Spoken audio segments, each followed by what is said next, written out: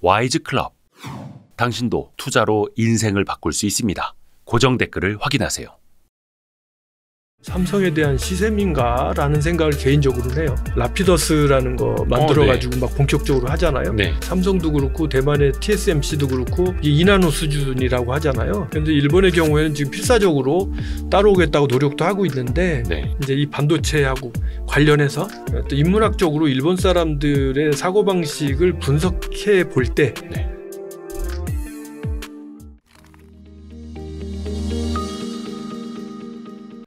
e코퍼레이션.jp 염종순 대표님 모셨습니다. 어서 오세요. 안녕하십니까. 반갑습니다. 항상 저희에게 그 좋은 가깝고도 먼 나라 일본에 대해서 아주 현실적으로 이야기를 전달해 주시는 와이스트리트 특파원. 고맙습니다.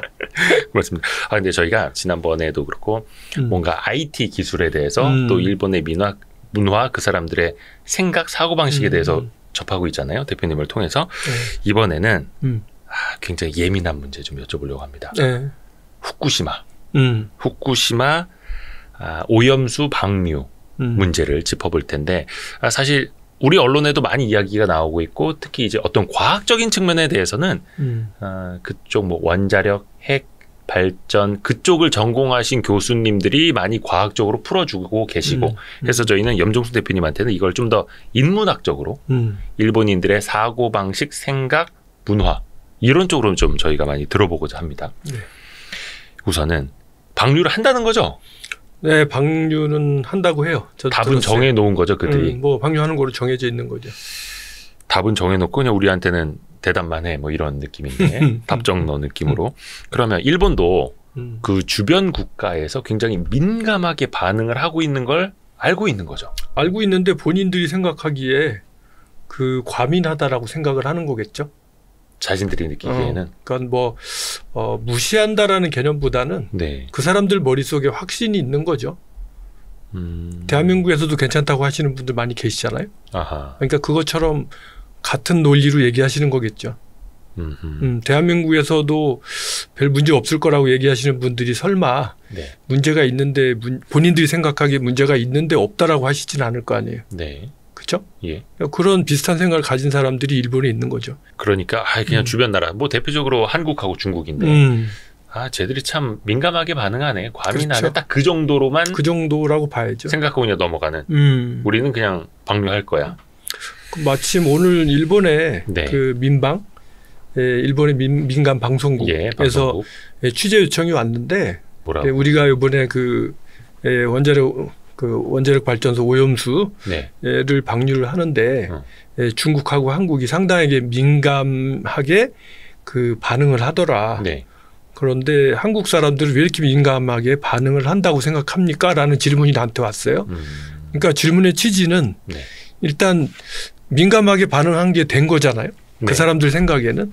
그러니까 그게 아마 보통 사람들의 생각일 거예요. 일본 사람들의. 그래서 뭐라고 혹시 답변해 주셨어요? 고민하고 있죠. 아직 인터뷰는 안 하셨어요? 이제 답을 해줘야 되는데 저로서는 이제 일본인들하고 생각하는 게 많이 다르다 우리는. 뭐 그런 것 포함해서 일반인들이 생각하는 우리가 생각하는 그런 것들을 정리해서 얘기해 주려고 해요. 그렇죠. 상당히 그러니까 이게 과학적으로는 괜찮다고 어떤 박사님들이 이야기를 하셔도 심리적으로는 당연히 불안한 거고 또 일본 쪽하고 우리가 원활한 커뮤니케이션이 잘 안 되는 뭔가 좀 소통의 방식이 너무나 다르기 때문에 그래서 더 불안한 걸 수도 있겠습니다. 그런데 사실 우리나라에서도 그렇잖아요. 우리나라에서도 지금 대한민국 정부는 방류를 해도 아무 문제가 없다라는 현 정부에서 그렇게 얘기하잖아요. 그리고 또 상당수의 국민들은 불안해하고 그거하고 마찬가지로 일본에서도 그런 측면에서 생각하는 게 아닐까 싶고요. 여러 가지 이제 받아들이는 기본적인 관점과 여러 가지 생각이 다른 거죠. 그러면 일본이 볼 때 한국에서 반발하는 거랑 중국에서 반발하는 거랑 좀 받아들이는 게 좀 차이가 있나요? 별로 다른 것 같지는 않은데 중국은 아무래도 나라가 크니까 좀 만만하게 보진 않겠죠. 그리고 중국은 실제로 지금 수산물 뭐 전수검사한다고. 그러니까 중국이 하잖아요. 뭔가 약간 대응 성격으로 더 심하게 말하자면 보복 성격으로 일본의 수산물은 다 우리가 전수검사하겠다 한 마리 한 마리. 그러니까 사실상 그러면은 일본 수산물을 중국에서 수입 금지하겠다라는 거죠. 왜냐하면 신선하게 들어와야 되는데 그걸 다 전수 검사하고 있으니 결국엔 그냥 수입하지 말란 얘기잖아요. 그 지난주에 일본 뉴스 보니까 네. 그 이제 상하이 뭐 중국 내에도 일본 횟집이 있잖아요. 네. 근데 이제 그 경영자도 일본 사람들이 있더라고요. 네. 그 사람들한테 이제 일본 방송에서 인터뷰를 하는 걸 봤는데 보니까 뭐 신선해야 할 그 횟감 네. 이런 것들이 보통 뭐 2주일 이상 걸리고 이러다 보니까 전수 검사하는. 그래서 횟감이 거의 안 들어온다고 하더라고요. 그런 식으로라도 통제를 하겠다. 그리고 또 일본에서 잡히는 물고기는 우리는 못 믿겠다라는 게 그렇죠. 중국의 인식인 거고요. 그렇죠. 아하. 거기에 대해서는 그냥 일본은 어쩔 수 없다. 중국은 그런 나라라고 생각을 하고. 그래도 방류는 해야겠다 막 이런. 그렇죠. 일본 사람들은 오히려 좀 고지식한 면이 있어서. 고지식하다. 진짜로 완고하고 고지식한 면이 있어서. 네. 그 주변에 대해서 그렇게 배려 깊게 가능하면 좀 사려 깊게 판단해주면 하는 바람은 우리가 있지만 네. 뭐 국가 간의 관계에서 우리가 그것까지 바랄 수는 없잖아요.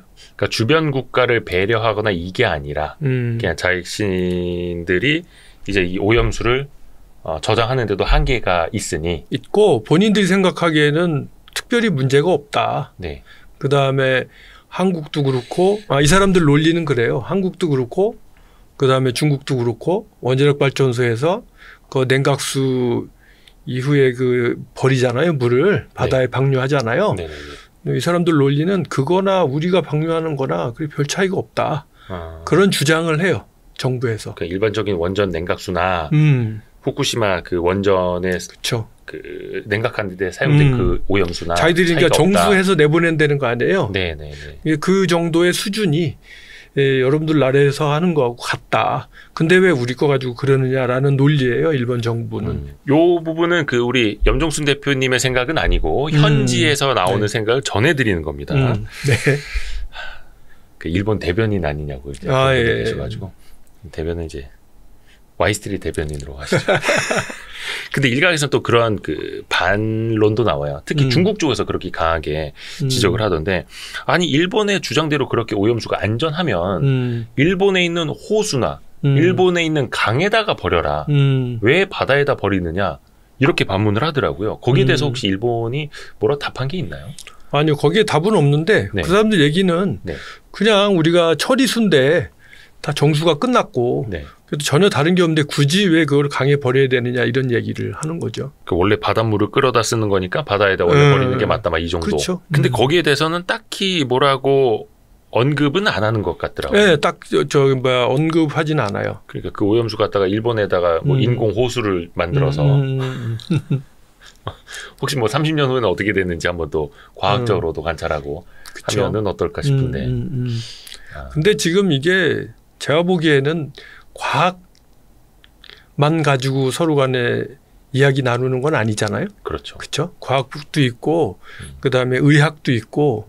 근데 뭐 방사능이라는 게 그죠? 그 방사능 오염이라는 게 당장 뭐 5년 안에 10년 안에 없다고 해서 그게 완전하다라고 누구도 얘기할 수 없는 거긴 하잖아요. 그러니까 과학적으로 괜찮으니까 얘기하지 말아라고 하는 것도 사실은 배려가 부족한 거라고 생각을 하고 충분하게 가능하면 설득을 하고 해야 되는데 더더군다나 일본의 전국어업연합회 일본의 전국어업연합회에서도 그 결사 반대하고 있어요 지금. 어민들은. 근데 이제 그 어민들은 왜 반대를 하냐면 그걸 품평 피해라고 해요. 품평 피해?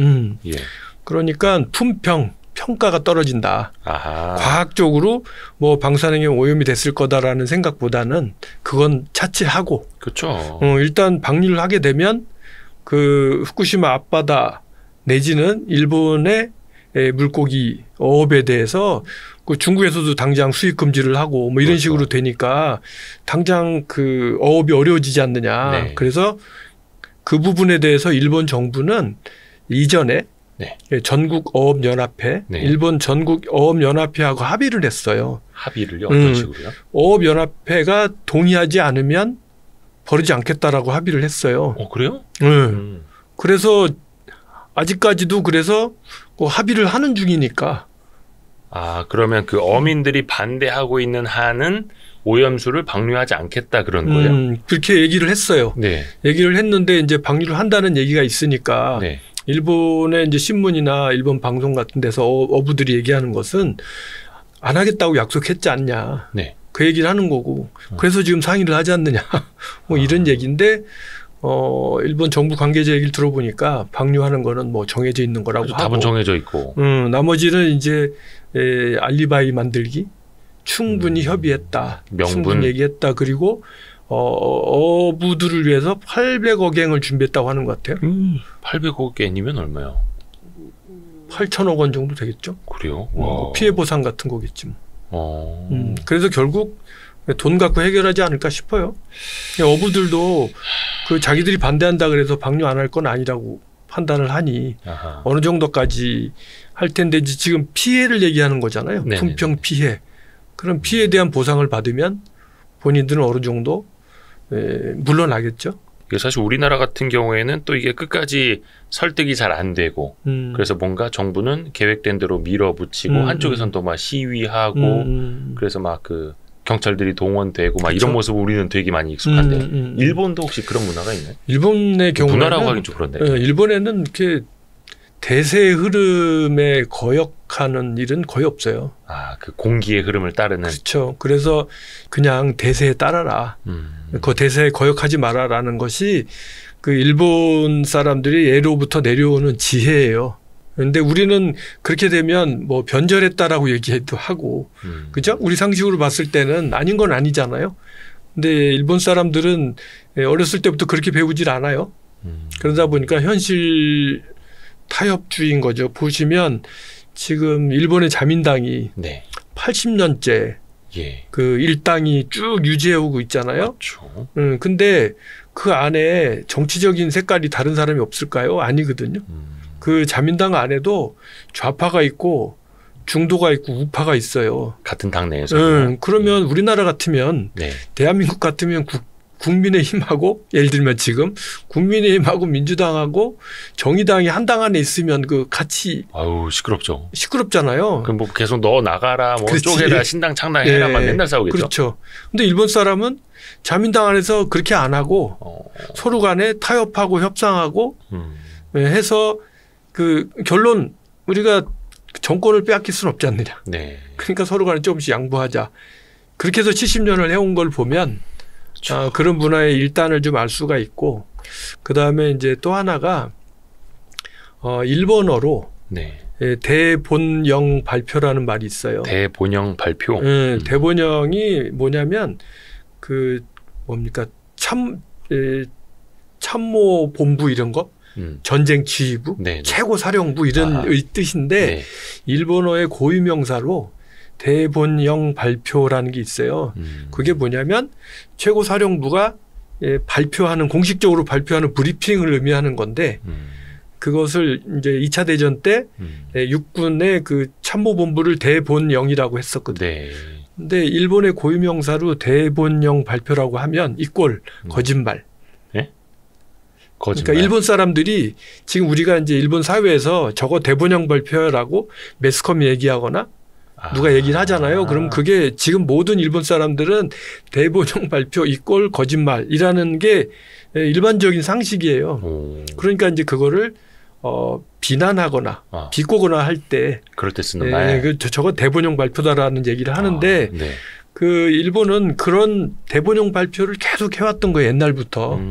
그러니까 태평양 전쟁 때 그 일본 군 사령부의 그 발표를 계속 들었던 사람들은 전쟁을 왜 졌는지 알 수가 없다예요.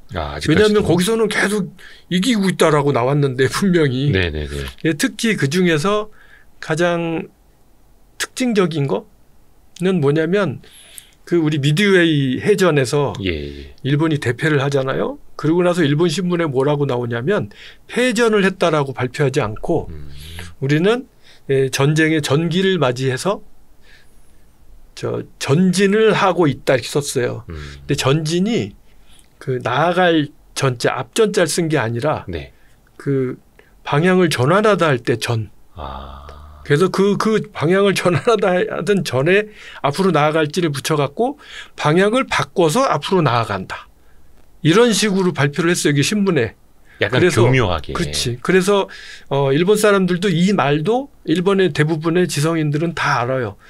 그 전진, 대본용 발표 이런 것들의 의미를 다 아는데 일본 정부는 늘 그런 식으로 제가 보기엔 해왔다고 보고 그다음에 또 하나는 요 근래 네. 요 일주일 사이 일본에 엄청난 화제가 되고 있는 게 네. 일본의 빅모터스라는 대형 중고차 업체가 있어요. 빅모터스. 네. 빅모터스라는 중고차 판매 회사인데 어마어마하게 그 큰 상장 회사예요. 네. 어젠가 그 대표이사가 사임을 하고 네. 난리가 났는데 왜요? 왜 그랬냐면 이 사람들이 이제 물론 중고차 판매도 하지만 네. 자동차 수리 예. 일을 쭉 해왔어요. 네. 그러니까 그 카센터 같은 그런 거 네. 네. 해왔는데 지금 발각이 된 게 뭐냐면 그 뭐 보험 수리 때문에 차가 들어오잖아요. 예. 그러면 엔지니어가 일부러 드라이버를 가지고 드라이버를 갖고 그 저 자동차를 쭉 긁어가지고 기스를 낸 다음에 그 도장을 해야 되니까 보험료 추가 청구하고 그 다음에 펑크를 낸다든지 뭐 이런 식으로 해서 부정 청구를 했던 거예요. 그래서 그게 들통이 나서 일본에 그게 어디 한두 명의 일탈이 아니라 아닌 거죠. 회사 차원에서 조직적인 거죠. 조직적으로. 그래서 일본의 5대 손해보험사가 네. 그 회사에 손해보험 청구를 했고 물어내라. 보험사들이 자기네들이 더 피해 많이 봤으니까.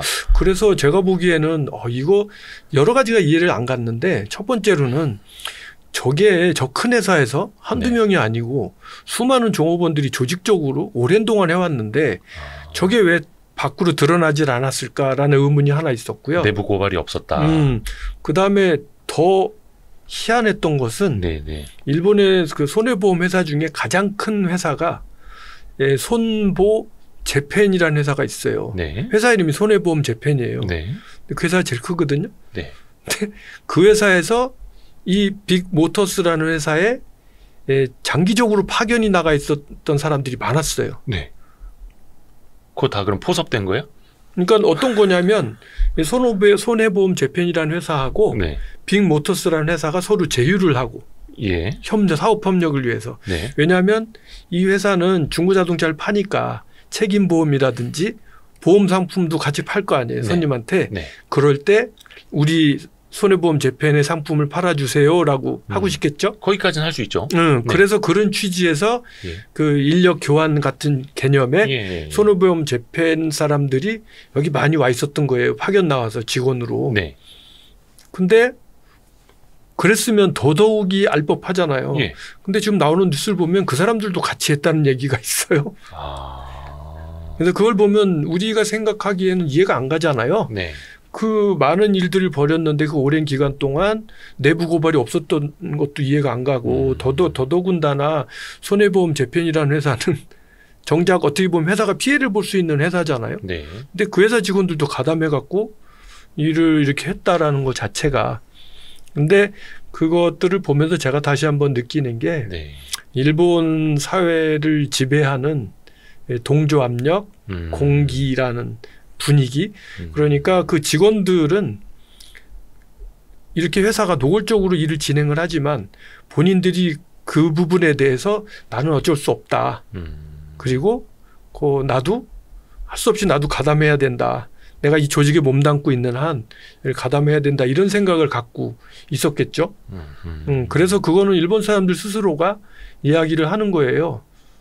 그 동조 압력이라는 거는 동조하도록 압력을 넣는. 근데 누가 압력을 넣는 게 아니고 스스로가 그 공기에 의해서. 그 공기에 의해서 자기가 거기서 벗어나지 못하는 거예요. 그게 늘 말씀드리지만 일본이 태평양 전쟁을 벌였을 때도 그랬고 뭔가 누군가가 이건 아닙니다라고 얘기를 해야 되는데 거기서 누군가가 나서서 이건 아닙니다라고 얘기를 하면 그 사람은 치도곤인을 당한 거가 되니까 처절하게 당하니까 튀어나가지 못하는. 그래서 여러 가지 것들 일이 벌어지는데 뭐 그런 것들이 하나가 아닌가 싶기도 하고 그다음에 그런 측면에서 네.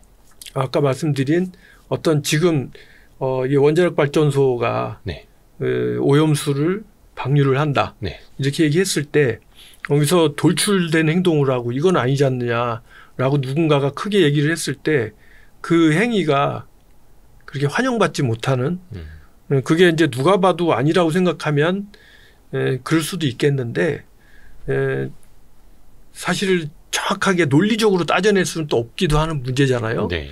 그 상당히 전문적인 부분이고 하다 보니까 일본 국민들은 대부분이 진짜 조용하리만치 이 오염수 방류에 대한 여론이나 의견이 없어요. 그냥 대본영에서 그렇게 발표하면 의심은 되지만 그러려니 그냥 다들 그러려니 하니 나도 그러려니 그렇지. 하는. 그렇게 되는 거예요.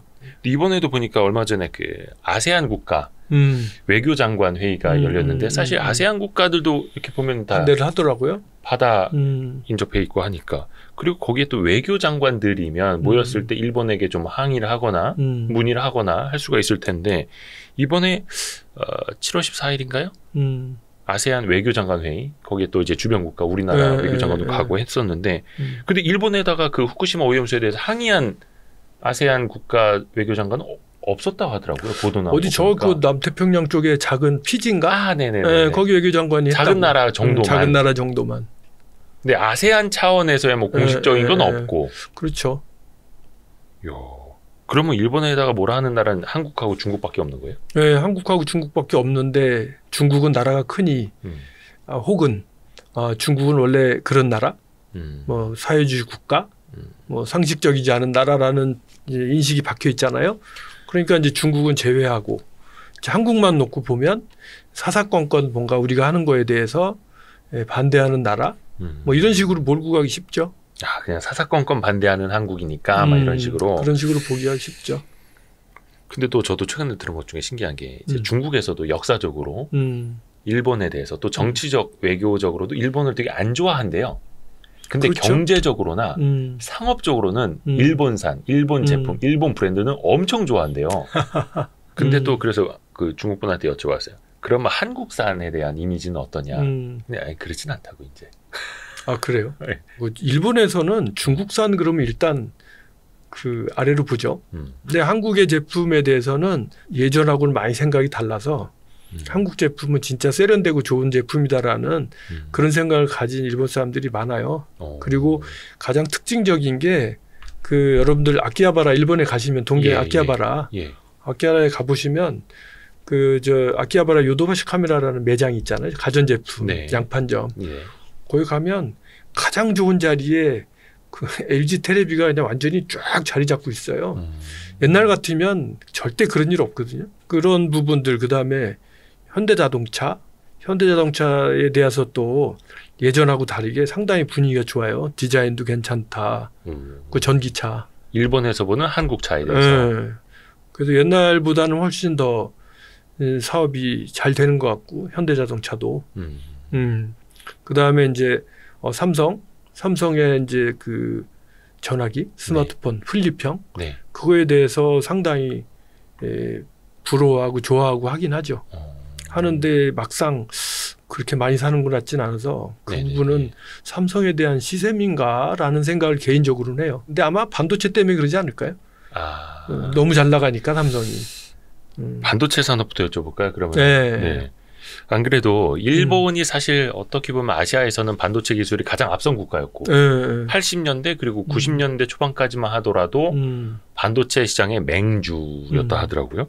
근데 지금은 뭐 완전히 그렇죠. 상황이 바뀌어가지고 89년 기준으로 보면은 세계 기업 시가총액 상위 20개 중에서 14개가 일본 기업이었다고 합니다. 그리고 당시 반도체 기업 상위 10개 중에서 6개가 일본 기업이고. 그렇죠.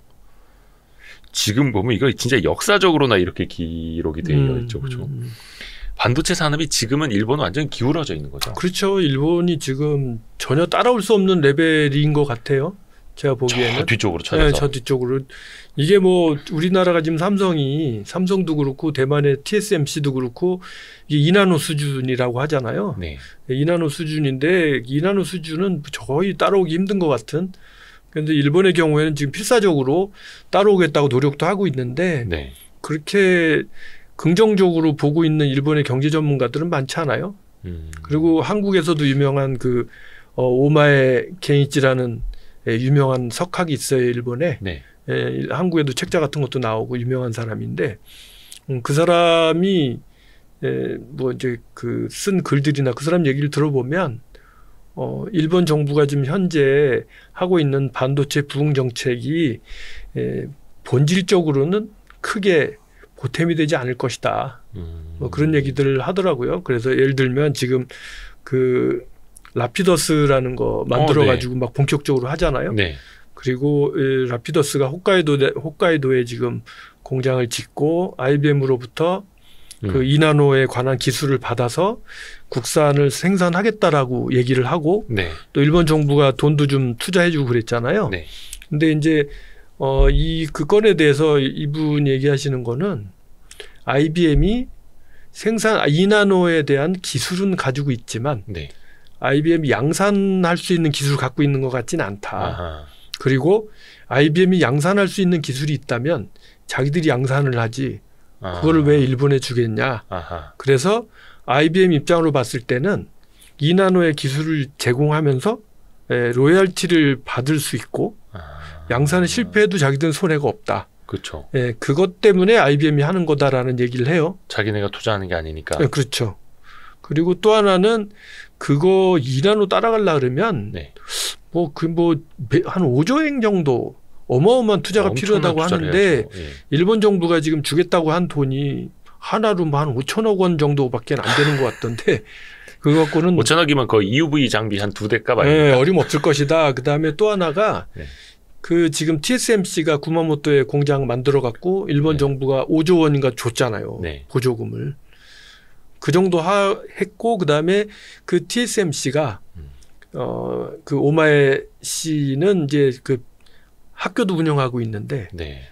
오마에 씨한테 부탁을 했다는 거예요. 구마모토에다가 외국인 학교를 좀 하나 세워줘라.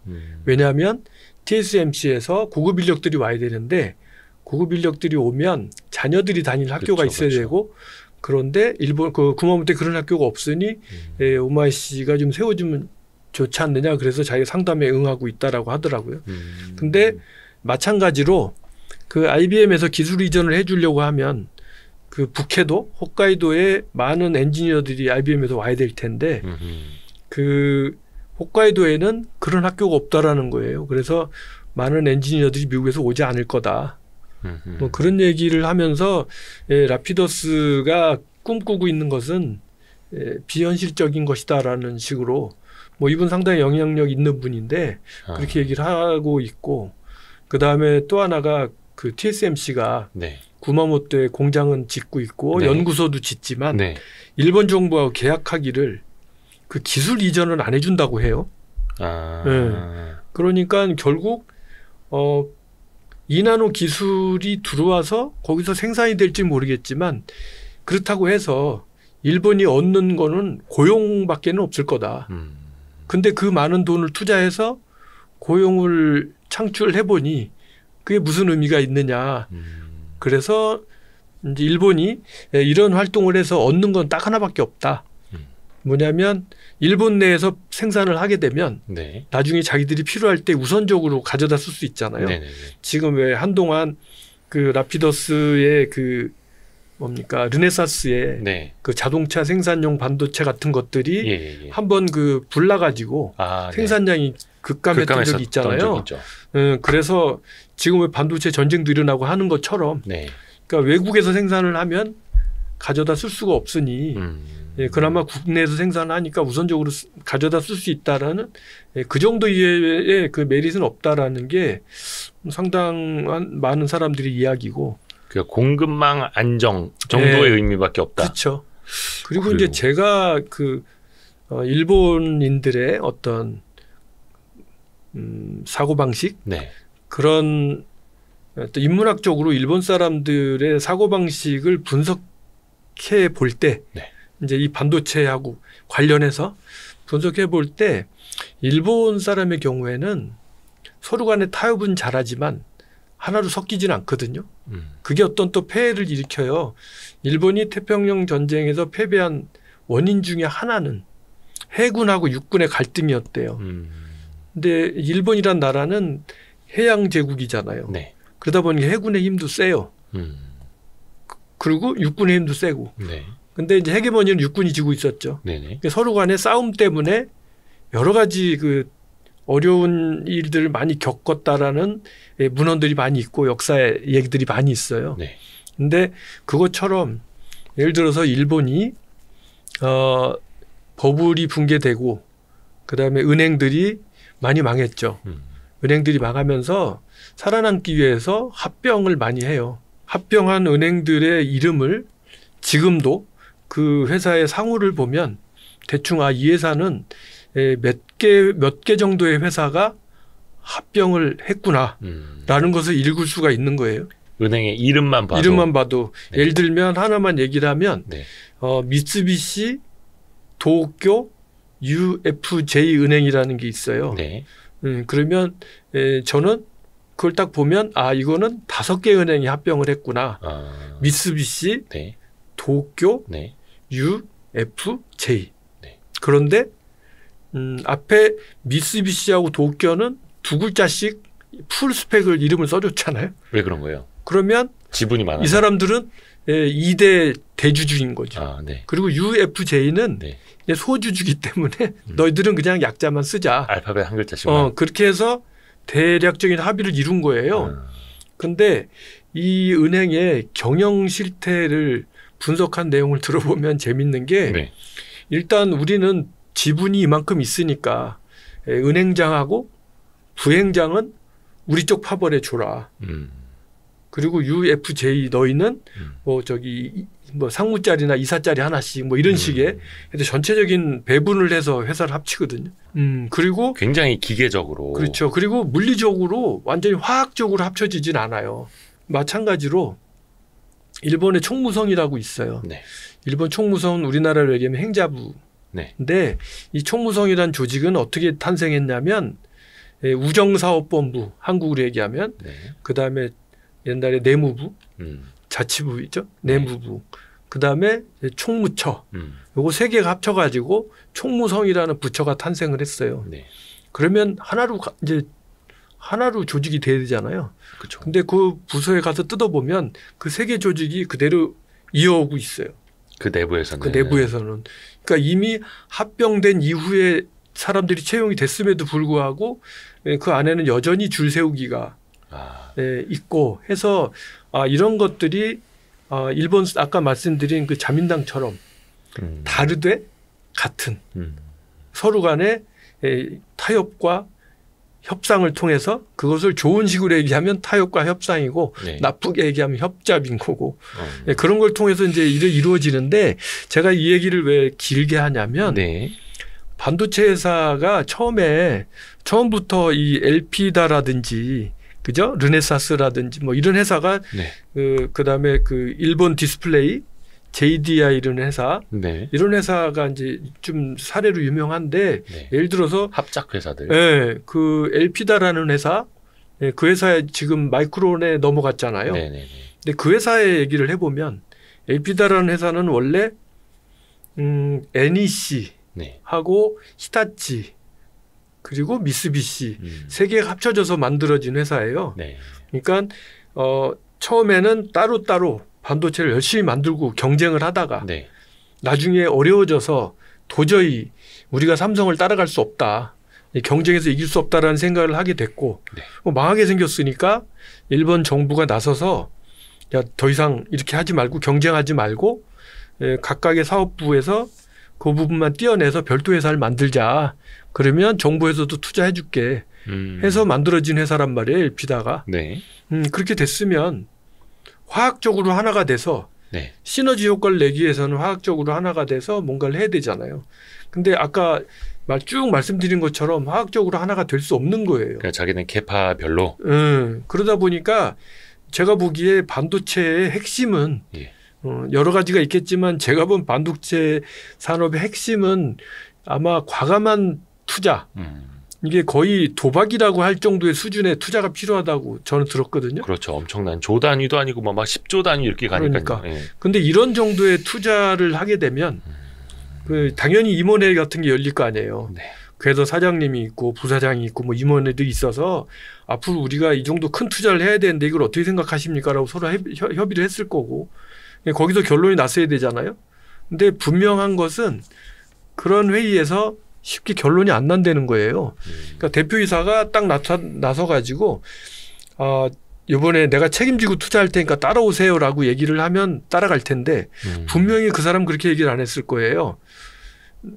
저는 투자를 해야 된다고 생각하는데 여러분들은 어떻게 생각하십니까? 라고 물어봤을 거예요. 왜냐하면 내가 책임질 테니까라고 하면 내가 책임져야 되잖아요. 네. 근데 이제 아까 얘기한 것처럼 서로 간에 존중하면서 의견을 협의해서 결론을 내야지만 나 혼자만 책임 안 져도 되니까. 그래서 부사장님 어떻게 생각하세요? 뭐 상무님 어떻게 생각하세요? 이렇게 이제 물어보면 이제 얘기가 계속 돌겠죠. 좋은 것 같긴 한데 저희는 사장님이 한다 그러면 따라가겠습니다. 이렇게 얘기가 되면 사장님이 한다는 얘기는 당신이 결정을 하면 우리는 동의를 해주겠다는 얘기잖아요. 그럼 뭐 예를 들어서 근데 그 사장은 지분 한 20%까지인 주주가 내려보낸 그렇죠. 사장이고 하면은 또 애매해지는 그렇죠. 거죠. 그러다 보니까 그런 투자 결정이 쉽지 않다고 해요. 그래서 이거는 이제 그분들한테 들은 얘기인데 그러다 보니까 의사결정이 늦었고 네. 의사결정이 늦으면 반도체는 그냥 끝나는 거잖아요. 그렇죠. 그래서 의사결정이 늦고 그런 일들이 반복되다 보니 결국 LP다라는 회사는 망했잖아요. 네. 그다음에 또 하나가 그 재팬 디스플레이라는 회사도 마찬가지거든요. 이것도 OLED나 뭐 LC나 이런 싸움에서 각자 회사가 열심히 경쟁하다가 피 튀기게 국내 기업들이 경쟁을 하다가 어려워졌어. 네. 망하게 생겼어. LG에 대항을 해야 되겠어. 그래서 일본의 경제산업성이 나서가지고 그 한국에 LG에 대항해야 되니까 그 따로따로 이 사업부 모아서 회사를 만듭시다 해갖고 만들어진 게 재팬 디스플레이 아니에요? 해쳐 모여 해서 이제 합작 회사를 딱 만들어도 딱 만들었는데 정부도 지원해주고. 그렇죠. 정부도 지원해주고. 그랬는데 아까 같은 논리 그 회사 또 경영이 마뜩지 않은 거예요. 똑같이. 그래서 올해 3월 달에 JDI도 마찬가지로 기업이 도산을 하게 된 거잖아요. 르네사스도 여러 회사들이 투자해서 만든 거 아니에요. 라피더스도 여러 회사가 만드는 거고. 좀 설명 먼저 좀 해드릴게요. 일본이 만든다고 하니까 작년 8월 22년 8월에 설립한 회사인데 라피더스.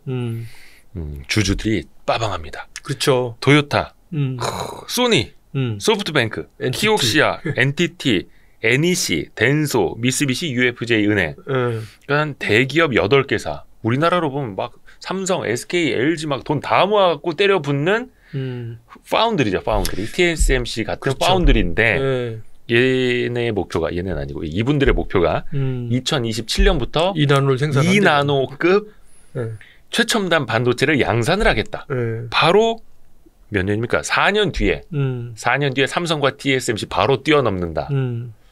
이게 꿈이 Y스트릿이 5년 뒤에 저기 스페이스X 넘어서 우주로 먼저 가겠다 막 이런 느낌. 그런데 여기도 보면은 아까 말씀해 주셨던 LP다나 JDI가 실패했던 똑같은 합작 방식이고 그다음에 정부의 지원 자금을 상당히 기대를 하고 있는 거고. 근데 5천억 엔. 5천억 그거 원? 갖고는 5천억 원이라고. 5천억 원이었던 것 같아요. 그거 갖고는 어림도 없는 거고. 어림 반푼어치도 없죠, 이제. 그리고 이제 그건 정부가 준 거고 각 기업들이 이제 투자를 해야 될 거잖아요. 근데 그 여러 가지 문헌 조사라든지 이야기들을 전문가들 얘기를 들어보면 그 지금 얘기했던 그런 회사들이 출자는 했는데 그 사업에 저게 돈이 된다라고 해서 출자했다기보다는 우리도 하자는데 같이 해야지라고 해서 힘을 보탠 수준인 거지. 아, 그것도 공기 흐름을 읽은 거예요? 네, 그렇죠. 정부에서 오라고 하니까 그렇죠. 저기 도요타랑 소니, 키옥시아 다 한다니까 NTT도 들어가고 NEC도 그렇죠. 들어가고 우리도 좀 보태야 되겠다라고 해서 한 거지. 그게 그 사람들이 생각하기에 진짜 그 사람들의 2나노를 만들겠다라는 거기에 찬동해서 어떤 벤처 캐피털 같은 개념에서 투자해서 뭔가 벌어보겠다는 그런 생각은 아닌 것 같아요. 그래서 대한민국은 어떻게 잘했을까라고 생각해 보면 아마 그 반도체 산업의 특성상 옳고 그름을 떠나서 한국의 어떤 재벌 선당 방식.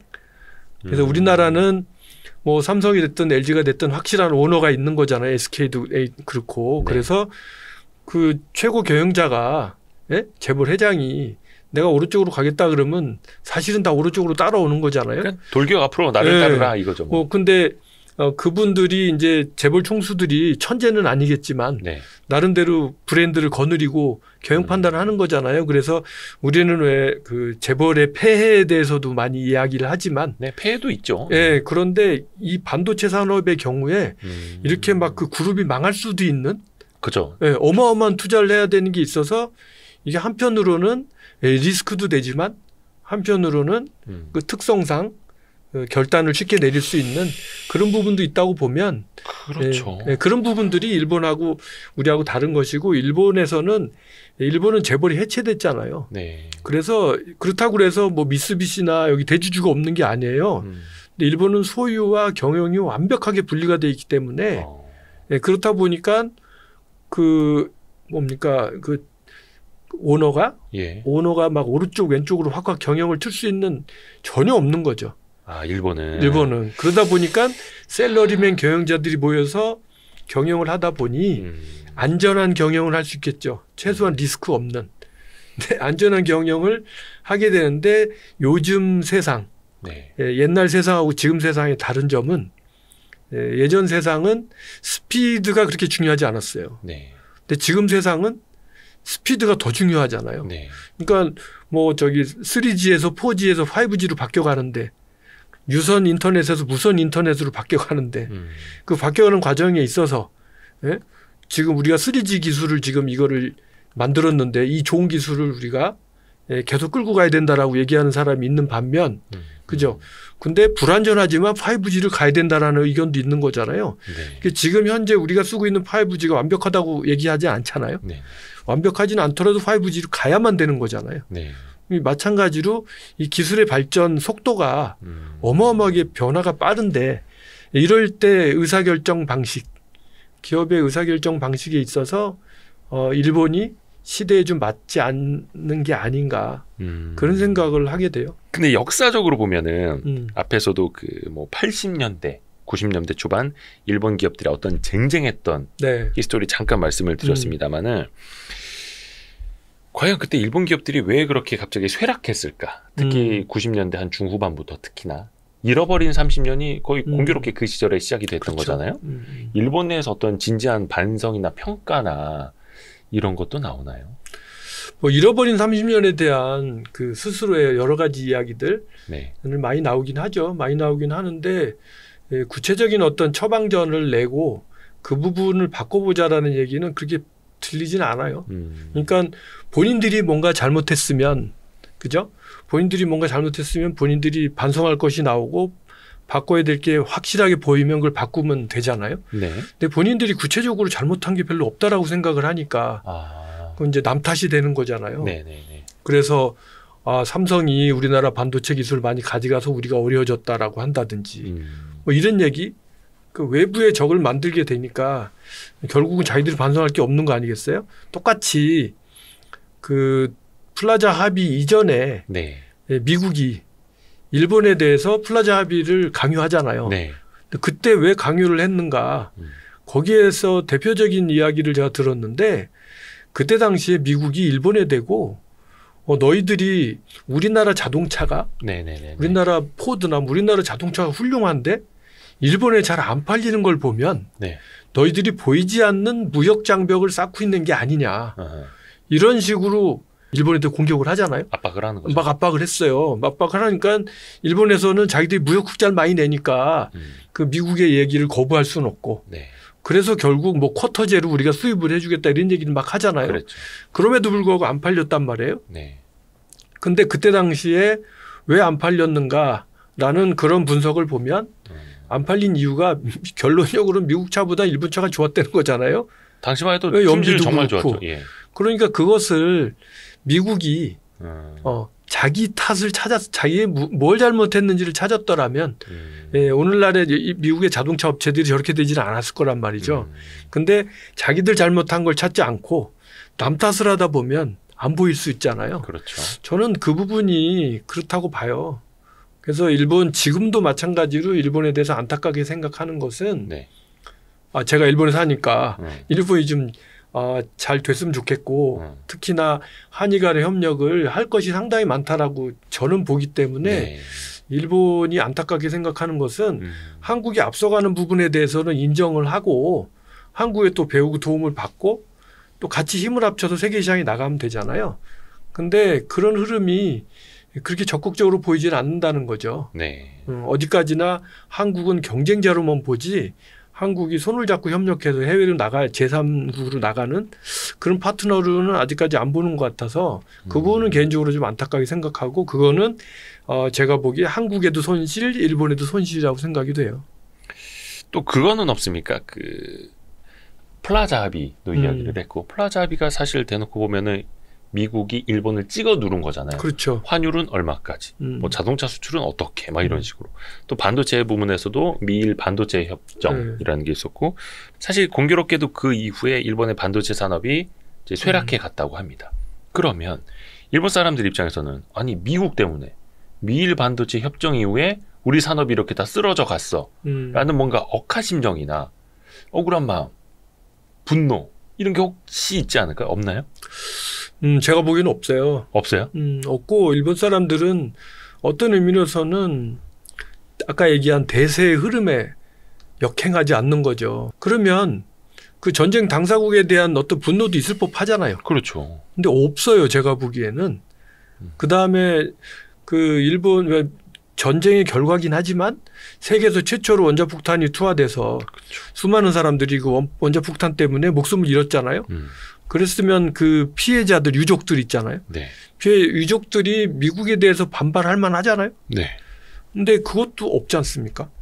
신기합니다. 네, 그래서 그런 것들을 보면서 저는 두 가지 생각을 하게 돼요. 네. 우리가 그런 것들을 옳고 그름으로 보지 말고 네. 일본 사람은 왜 저러지? 라는 측면에서 보면 네. 일본 사람들은 대세에 순응하는 것을 가장 선으로 생각하고 거기에 모든 가치 판단 기준을 두는 거예요. 예. 일본은 패배하고 난 뒤에 네. 메가더 장군이 그 입성을 딱 하니까 그 플랜카드 들고 메가더 장군님 환영 이걸로 시작해서 메가더가 나중에 대통령 선거에 나가겠다고 그 일본을 떠나게 되는데 그때 많은 사람들이 모여서 눈물로 메가더 장군을 환송했고 메가더 장군이 결국 대통령 선거 그쪽에 나가면서 대선에서 그 대통령 선거에 결국엔 미국에서 지니까 예. 일본 국민들이 땅을 치고 탄식을 했다는 거 아니에요. 그걸 보면 우리 상식으로 보면 참 희한하다라고 생각하겠지만 그 사람들은 그게 그 사람들의 문화인 거예요. 센 사람한테 붙는 거.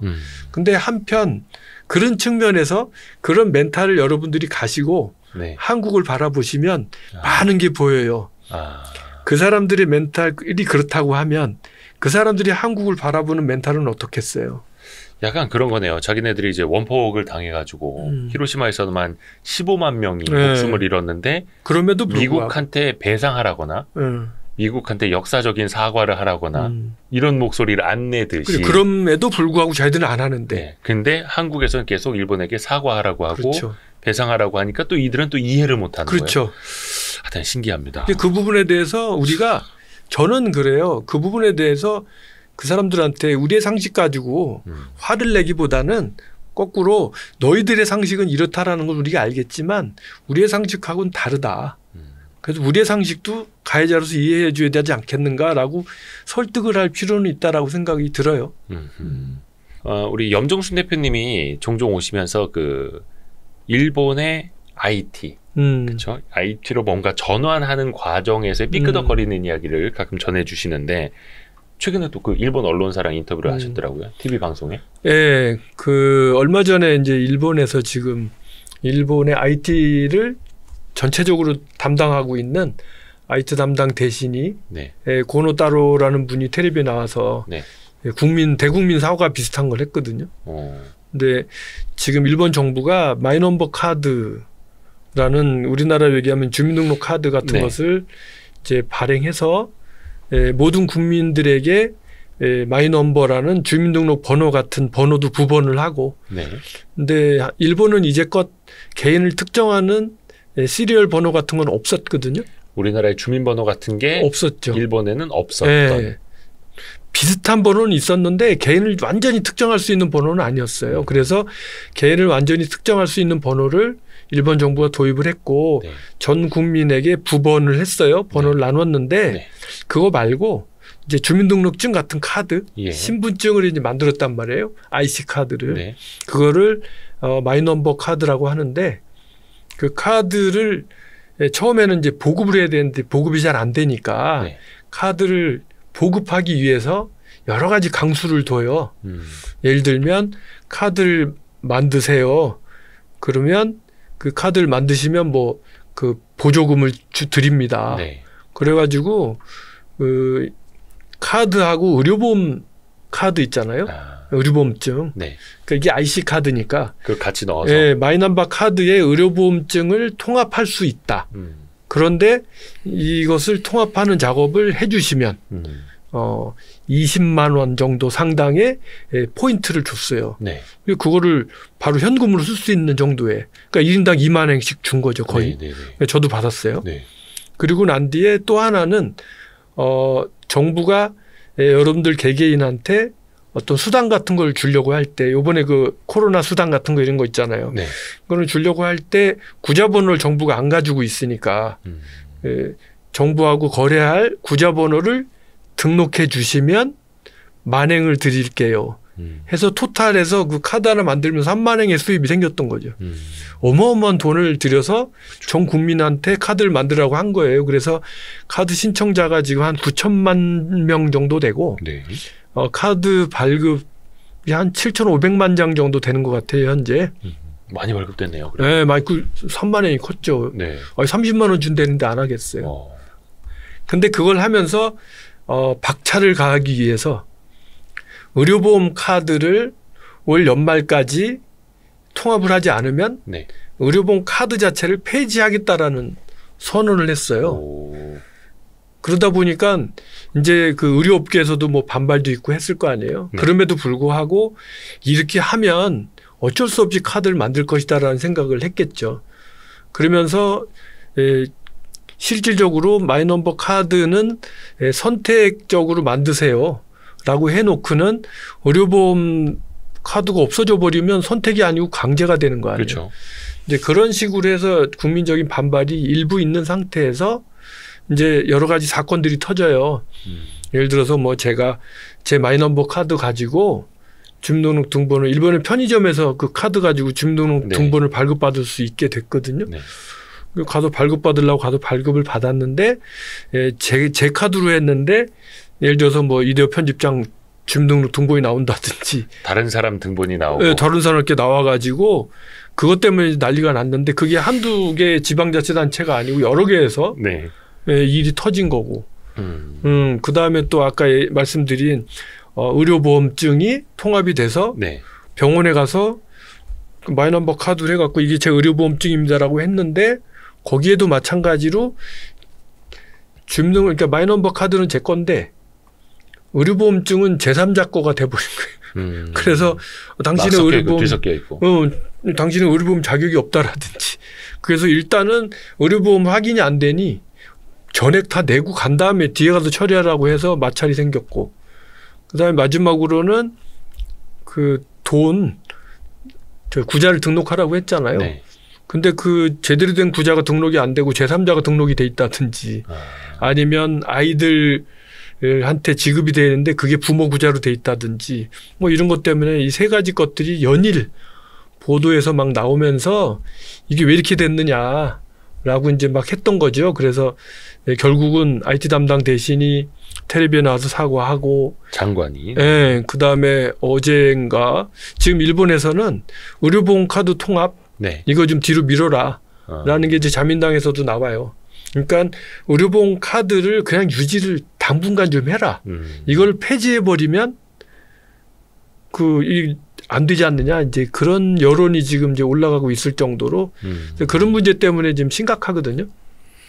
근데 그 안타깝게도 왜 문제가 생겼냐 예. 보면 이번에 일본이 전자정부를 구축을 할 때 가장 중요한 핵심 인프라에 대해서 기본을 만들어 놓고 그 다음 스텝으로 갔어야 되는데 기본을 만들어 놓지 않고 그 다음 스텝으로 갔다라는 게 가장 큰 문제점이에요. 자, 그 기본이 뭐냐? 네. 뭐냐면 일단 은행이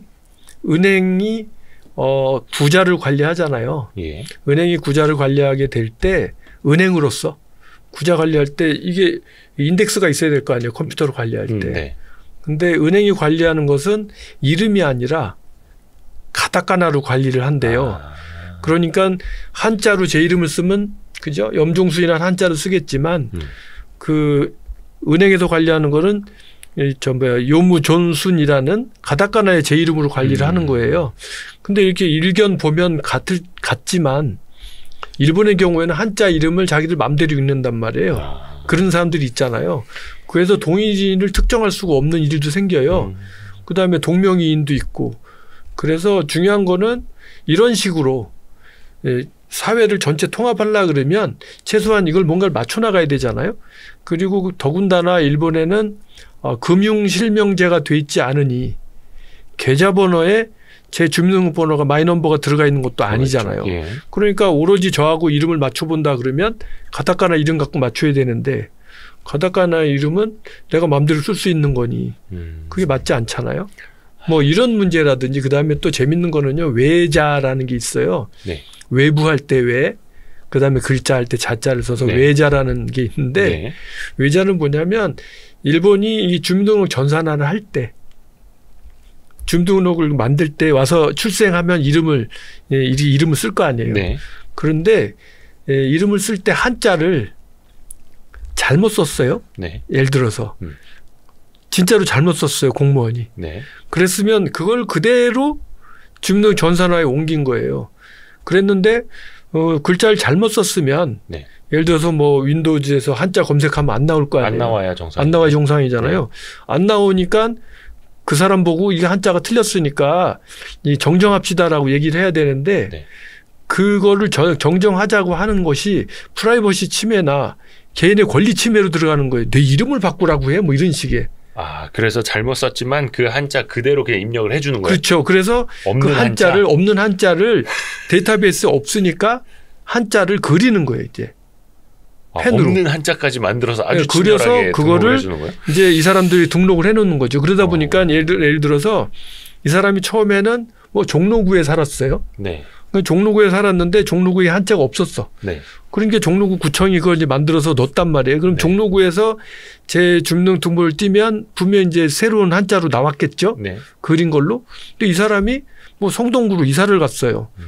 성동구로 이사를 가면 거기에는 이 한자가 없는 거 아니에요. 그렇죠. 그러면 그 사람도 이게 또 필요가 한 거 아니에요. 네. 거기서 그려야지. 그래서 외자 문제가 일본은 지금도 심각해요. 그리고 한자가 네. 그 높을 꽃자 있잖아요. 예. 우리 편집장님은 기억이 나신지 모르는데 예. 한국에도 높을 꽃자가 2종류 있었어요. 높을 꽃자 종류가요? 네. 나중에 자막으로 이제 보내드리면 되는데 네. 높을 꽃자를 2종류가 있어요. 근데 그 2종류를 할 때 대한민국은 네. 그냥 컴퓨터에 쓸 수 있는 한자로 통일을 했거든요. 예. 근데 일본은 다 그것도 존중해 준 거예요. 왜 나라 국자 있잖아요. 네네네. 나라 국자를 한국식으로 쓰면 이렇게 국회의원 할 때 그 국자 쓰지만 네네네. 일본식 국자는 사각 안에다가 인구망자 하나 쓰고 나라국이라고 읽잖아요. 그죠? 네네, 맞습니다. 그것처럼 두 가지 다 통용이 되는 거예요. 그러다 보니까 어떤 사람은 국자가 이름에 들어가는데 어떤 사람은 인구망자 들어가 있는 국자를 쓰고 어떤 사람은 우리나라처럼 풀로 다 쓰는 약자가 아닌 이걸 쓰는 사람이 있어요. 그러면 그거에 대해서 우리는 이걸로 통일했습니다 하면 될 텐데 네. 그건 개인에 대한 권리 침해니까 그건 바꿀 수 없다 이래가지고. 야, 개개인을 엄청 존중해 주네요. 그래서 그게 지금 더 복잡해진 거고. 복잡해진 문제가 있고. 복잡한 게 아니라 어지러워진 거죠. 완전히. 그렇게 되면 생각해 보세요. 그러면 모든 행정 시스템에 그죠? 이게 뭐 토지대장, 가옥대장, 주민등록, 은행구자 그 이름 안 들어가는 데가 어디 있어요. 그러니까 이 사람들은 모든 컴퓨터 시스템에 외자관리 시스템이라는 별도의 시스템이 따라다녀야 되는 거예요. 아, 외자관리 시스템. 그게 따라다녀야 되는 거고 모든 기관 시스템에도 거기를 액세스해서 필요한 한자를 가져와야 되니까 그 얼마만큼 그 비효율적이겠어요. 그러니까 지금이라도 그냥 그 한자어를 좀 통일하십시오. 그렇죠. 하면 될 텐데 이제 그 부분들을 일본 정치가들은 국민들의 얘기를 못 하는 거예요. 신기하다. 그것 때문에 제가 보기에는 그것 때문에 그 피해 보는 금액이 제가 보기에는 어마어마하거든요. 그게 근본적인 문제였던 거네요. 그렇죠. 그래서 제가 아까 말씀드린 것처럼 전산화를 한다는 것은 정보화를 한다라는 것은 단순히 지금까지 수작업으로 하던 것을 전산화로 옮기는 것 이것을 디지털라이제이션이라고 해요. 네. 전산화. 네. 근데 제대로 된 이 전자정부라든지 이런 것들은 디지털라이제이션이 아니라 디지털 트랜스포메이션이 돼야 되는 거거든요. 그렇죠. 그러니까 주민등록 등본을 손으로 쓰던 것을 컴퓨터로 발행하게 해주는 것이 전산화잖아요.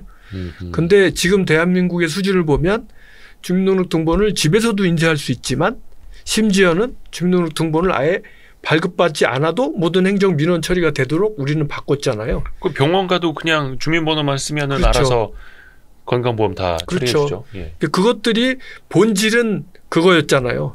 그러니까 그렇게 갖고 가는 것이 디지털 트랜스포메이션인데 그렇죠. 그런 식으로 일본 사람들이 봤을 때 혁신적으로 과격하게 바꾸는 것은 일본 사람이 잘 못하는 부분이라는 거예요. 아, 그것도 일종의 디지털 시대의 변화. 그렇죠. 그러니까 예를 들어서 그거를 이름을 바꾸세요라고 하는 것과 같은 느낌?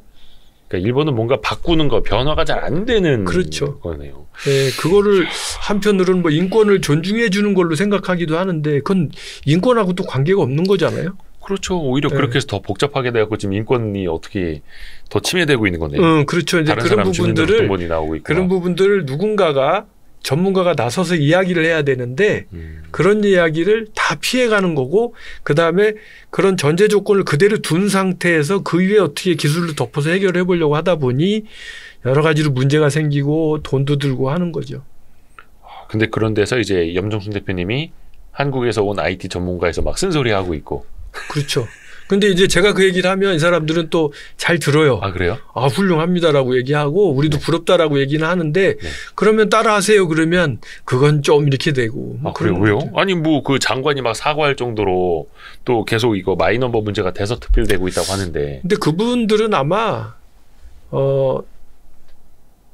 한국을 따라가야 된다고 생각은 하지만 한국을 따라가면 국민들이 싫어할 거다라는 생각도 할 거야. 한국이 아니라 어떤 선진적인 방식을 따라가면 국민들이 못 따라올 거다 이런 생각을 하는 것 같아요. 그렇다고 저렇게 뭐 그 외자 시스템 이래서 어디 면사무소에서 입력한 거 하나하나 다 찾아주고 그거는 언제까지 그렇게 할까요? 그거는 일본 사람들의 숙명이고 운명이라고 봐요. 그게 이렇게 제가 보기엔 쉽게 바뀔 것 같지 않아요. 근데 이번에 상당히 개인적으로 재밌었던 추억이 뭐냐면 이번에 그 방송국에서 인터뷰하면서 저한테 물어보더라고요.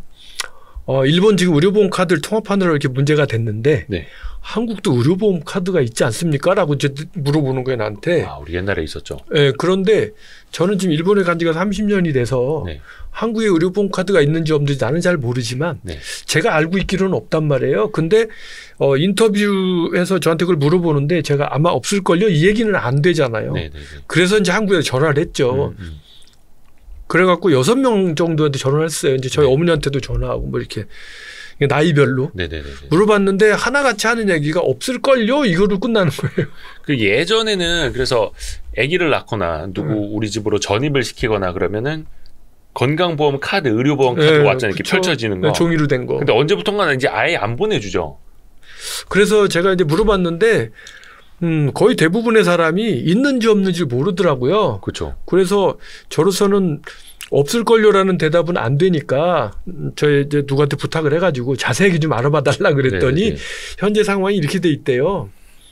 기본적으로는 의료보험 카드를 발급을 안 하지만 국민이 의료보험 카드 발급을 원하면 그때는 심평원에서 뭐 의료보험공단에서 의료보험 카드를 네. 발급은 해준대요. 네네네. 원하면. 네. 그리고 또 하나는 우리 스마트폰에 다운로드 할 수 있게끔도 돼 있답니다. 그래서 이제 그걸 얘기를 확인하고 인터뷰에서 얘기를 해줬죠. 우리나라는 그게 이게 됐습니다. 없어도 된다. 그냥 병원 가서 주민등록번호만 써주면 알아서 다 그렇죠. 해준다. 그러니까 이제 저 사람들은 그 얘기를 들으면 논리적이고 합리적이고 부럽잖아요. 네네네.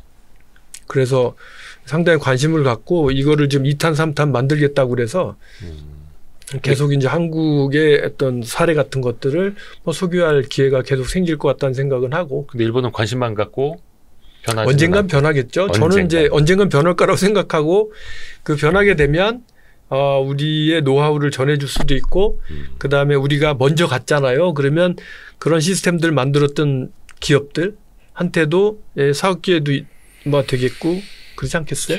그러네요. 그러니까 사실 우리도 옛날에 할아버지 할머니 때 얘기 들어보면은 뭐 부모님 때도 그렇고 그 면사무소 서기가 뭐 숫자 잘못 써서 혹은 이름 한자 잘못 그렇죠. 써서 뭐 나이가 잘못됐다. 나이가 잘못됐다 아니면 한자가 잘못됐다. 이름이 잘못됐다. 집에서 부르는 이름은 그게 아니다. 뭐 이런 경우가 있는데 그걸 디지털로 전환하는 과정에서 그렇죠. 일본은 그래도 실수를 바로잡질 못했던 거고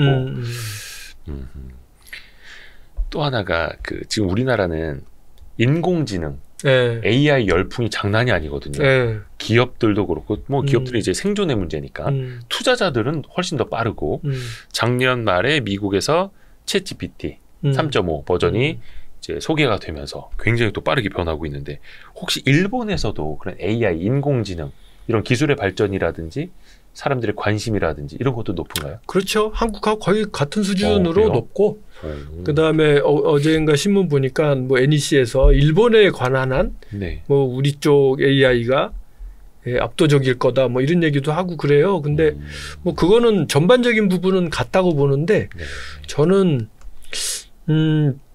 좀 어렵지 않을까 AI 발전이 산업적인 측면에서 이제 그런 생각을 하게 되는데 결국 AI라는 게 각 분야별로 보면 학습을 해야 되는 거잖아요. 어떤 데이터들을 가지고. 근데 일본은 그 정보 시스템 자체가 인덱싱이 제대로 안 돼 있다 보니까 기초적인 자료부터 그 데이터 포맷이 예를 들면 이런 거예요. 도서관이 있는데 도서관이 한쪽은 그 뭐 잠실 올림픽 스타디움처럼 큰 도서관이 있어요. 그 안에 가득 들어갈 정도로 책이 있다고 치고 그다음에 뭐 한쪽에서는 뭐 그거의 절반밖에 안 되는 체육관 정도의 사이즈의 책이 있다고 칩시다. 그러면 객관적으로 봤을 때는 저쪽이 잠실 쪽이 훨씬 더 장소가 많고 데이터가 많은 거 아니에요.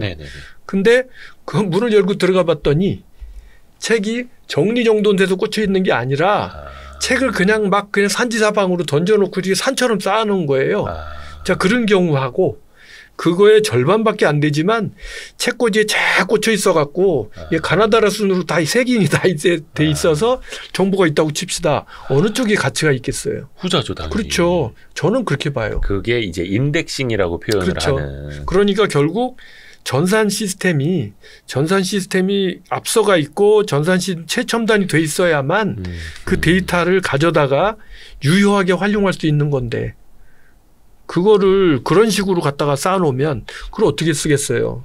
예를 들면 하나만 심플한 예를 들면 이래요.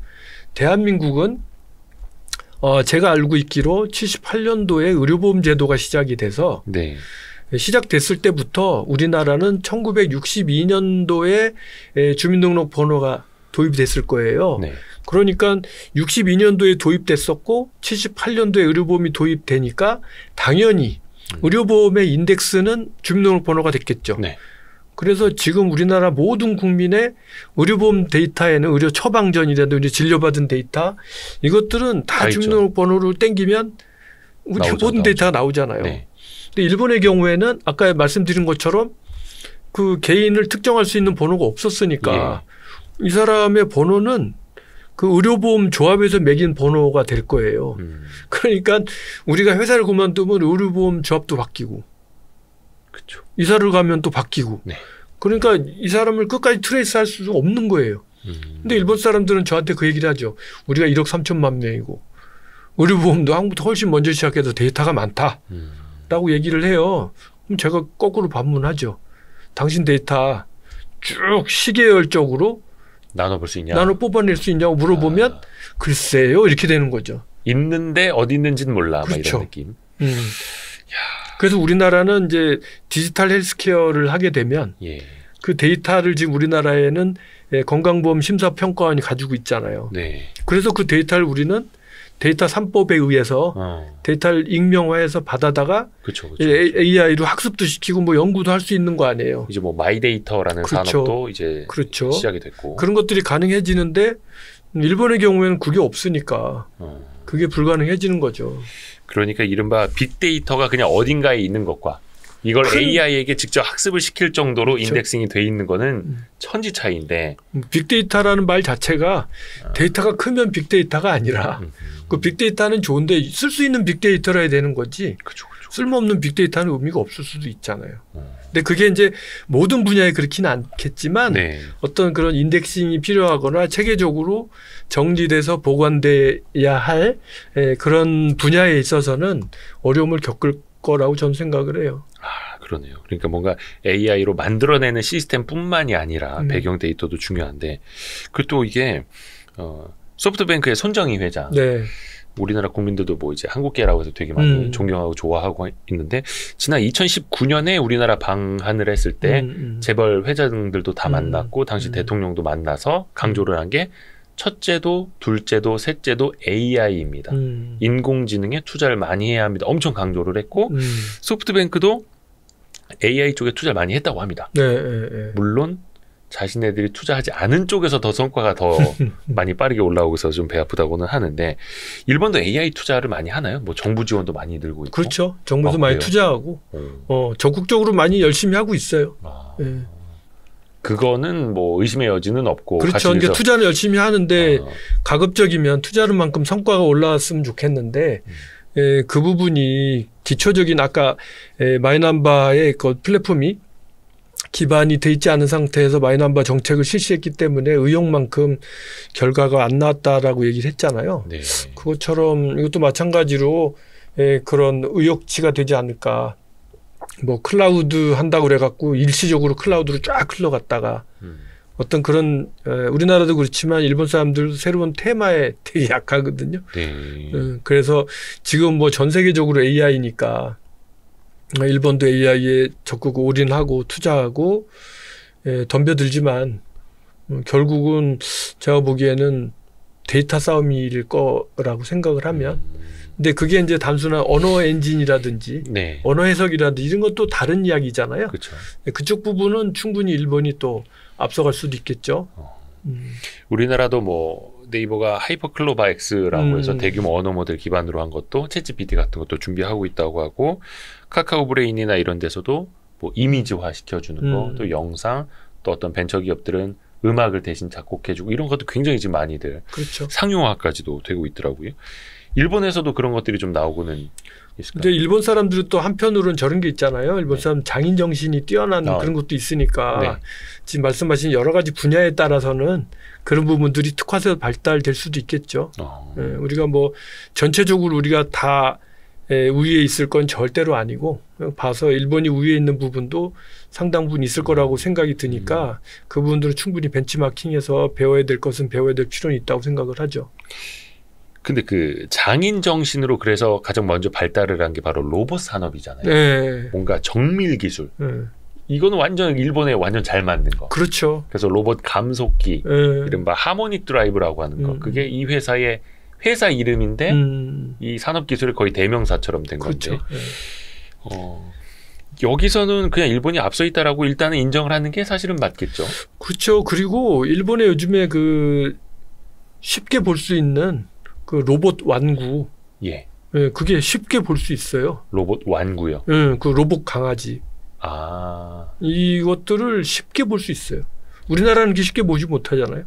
소니가 만든 그 로봇 강아지가 있는데 아이보라고. 아, 그 되게 오래됐죠. 네, 되게 오래됐죠. 근데 계속 진화해가지고 저 소니가 만든 로봇 강아지 아이보 말고도 네. 몇 종류가 지금 있어요. 그래서 그것들이 실질적으로 그냥 많이 보급되어 있어서 하다 못해 그것도 이렇게 뭡니까 머리 쓰다듬어주고 그러면 뭐 재롱도 부리고 막 하거든요. 그러니까 그런 것들이 오랜 시간 동안 사람들 많이 쌓여 있어서 로봇은 하드웨어 메커니즘이잖아요. 네. 그런 부분들은 상당 부분 일본이 우위에 있지 않을까라는 생각을 하는데 중요한 것은 네. 거기에도 반도체는 들어갈 거고 그렇죠. 거기에도 AI 알고리즘을 들어갈 테니 그렇죠. 거기서도 하드웨어와 소프트웨어 싸움일 텐데 우리가 열심히 노력하면 소프트웨어 분야에 진출할 수 있지 않을까요? 라는 희망은 가져보죠. 그렇죠. 사실 일본의 뭐 아시모라든지 이족 보행 로봇 이런 것도 뭐 그렇죠. 세계에서 가장 빨랐고 그렇게 알고 있는데 여기도 역시 결국은 인공지능이 결합이 되고 또 반도체 기술이 또 같이 따라줘야 되는데 그 측면에서 이제 진검승부가 그렇죠. 결국 하드웨어와 소프트웨어가 하나로 돼야 되는 건데 그 일본의 경우에는 진짜 소프트웨어 산업이 없다시피 하니까 그 소프트웨어 산업이 없다시피 하고 하드웨어만 쭉 앞서가다 보니까 네. 그 부분에 있어서 결국은 지금까지는 어떤 소프트웨어에 대해서는 미국의 신세를 많이 졌을 텐데 예. 일본 스스로가 어떤 소프트웨어 개발 이런 부분들에 있어서 혁신적으로 노력하는 모습은 별로 보이지는 않는 것 같고요. 대표님 혹시 일본에서 스마트폰 메신저 뭐 쓰세요? 라인 쓰고 요즘 일본 사람들도 카카오 많이 써요. 아 그래요? 거의 일본에서 점유율이 네이버 라인이 뭐 제일 거의 우리나라에서 카톡이 장악했듯이 장악한 걸로 알고 있는데 일본 사람들은 그게 한국의 네이버라는 회사가 만든 거다라는 걸 모르는 사람이 많죠. 아 그래요? 일본 회사라고 아는 사람이 많죠. 그래서 성공했다 하더라고요. 그래서 제가 그 얘기도 했는데 예. 라인이 성공한 이유가 세 종류예요. 예. 우리나라 IT 기업들이 일본 가서 성공하려면 이 세 가지 요소를 참고해야 된다라고 저는 네. 주장을 하는데 세 가지 요소가 뭐냐면 첫 번째 유능한 일본 사람들을 잔뜩 채용해야 될 것. 근데 그 라인이라는 회사는 본시 대한민국의 네이버 같은 성격의 네. 라이브 도어라는 일본 회사가 있었어요. 아, 네네네. 포털 사이트. 네. 그 라이브 도어에 유능한 인재들이 잔뜩 모여 있었는데 그 회사가 어려워져 가지고 네이버가 M&A를 한 거잖아요. 네네. 그러니까 그 직원들이 다 몰려온 거잖아요. 뭐 동경대학이다, 개요대학이다, 와세다 그래갖고 그런 브레인 집단이 모여서 만들어진 것이고 거기에 그래서 이제 일본 유능한 일본인 집단이 필요하다. 네. 두 번째가 한국의 어떤 코어 기술이 필요했다. 소프트웨어에서. 네네네네. 그래서 원래 그 네이버 토크라는 게 있었잖아요. 네. 뭐 그런 것처럼 그 코어 기술을 가지고 그것을 자기들이 토대로 해서 새로 만든 게 이제 라인이라는 거였잖아요. 그다음에 세 번째 이거 되게 중요한데 네. 일본 사람들은 라인이 일본 회사인 줄 알았다. 아하. 그러니까 일본 제품인 줄 알았다. 요 세 가지가 이제 라인의 성공 요소라고 해요. 그런 거 봤을 때 이 세 가지에 대해서 우리가 간과해서는 안 될 것이다라는 생각은 들어요. 그만큼 이제 보수적이라는 얘기도 되겠죠. 뭐 국산품 애용 이런 건 아니에요. 국산품 애용한다 그러면 미국 거는 왜 쓰겠어요? 그건 아니고. 그렇진 않고. 그건 아니고 상당히 보수적이라. 네. 자기들이 안심할 수 있는 것만 쓴다 뭐 그런. 근데 카카오톡도 이제 많이 깔았었어요. 요즘에 이제 한류붐 관련해서도 그렇고. 네. 그래서 카카오를 쓰는 사람이 의외로 많더라고요. 일본 사람들끼리도요, 아니면 뭐 한국 일본 사람들끼리도. 아 그래요. 네, 왜냐하면 제가 카카오 등록을 해놓으면 네. 뜨잖아요. 등록돼 있으면. 네네네. 상당히 많아요, 일본 사람들. 그래도 자기들끼리도 쓰는구나. 근데 일본의 이제 젊은이들이 그 한류 붐에 대해서 한국에 대해서 많은 호감을 가진 친구들이 많고 한국 영화 보고 뭐 한국 음악 듣고 이런 애들은 이제 하나의 스테이터스 아니겠어요? 네네네. 또 카카오 알아? 뭐 이렇게 해갖고 뭐 그런 것 같아요. 그래서 카카오도 꽤 쓰는 것 같아요. 어쨌든 되게 뭐 의미 있는 숫자는 아닐 거고 네, 라인이 뭐 90% 정도라고 치면 그 페이스북의 메신저 정도의 수준? 그거보다 좀 그 밑에거나 그렇겠죠. 다음번에는 우리 염종순 대표님 오셨을 때 약간 그 뭐라 해야 되나 문화 예술 산업 네. 쪽 이야기도 들어보면 되게 재밌을 것 같아요. 왜냐면 또 우리나라 요즘 케이팝이나 한류 그렇죠. 이게 뭐 많이 뻗어나가고 예전에는 일본 문화 또 일본의 연예 산업 시장에 진출한다고 우리가 많이 표현을 했잖아요. 거기가 그렇죠. 시장이 크고 인구도 많으니까. 근데 이제는 우리가 또 더 잘하고 있어서 왜 우리나라는 발전을 했고 일본은 왜 발전을 못했을까? 거기에도 뭡니까 인문학적으로 분석을 해보면 일본 사람들의 어떤 특성들 그런 것들이 그 문화 산업의 발전에 장애 요소가 됐다라고 저는 봐요. 그런 부분들을 또 한번 정리해서 말씀드리죠. 그러게요. 원래 그 아이돌 이런 문화하면 또 일본이 그렇죠. 먼저였었는데 자, 오늘도 우리 ecorporation.jp 염종순 대표 통해서 일본의 다양한 이야기를 또 들어볼 수 있었습니다. 다음 시간도 또 기대할게요. 네, 고맙습니다. 또 특파원 취재 많이 해오세요. 예. 고맙습니다. 감사합니다. 고생하셨습니다. 고생하셨습니다.